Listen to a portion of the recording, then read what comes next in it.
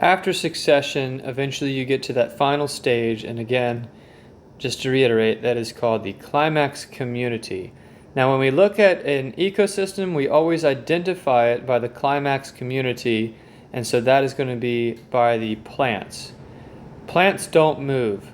Animals do. Animals can also do things like hibernate. So they are an unreliable way to identify a place.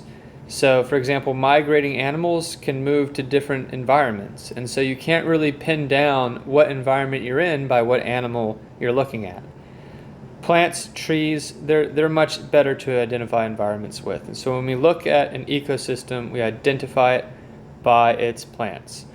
So for example, Virginia is called a deciduous hickory oak forest because we have hickory oak trees. And we have a deciduous forest, which basically means that our leaves are really broad and they to collect sunlight during the summer, and then they fall during the winter. That is a deciduous tree.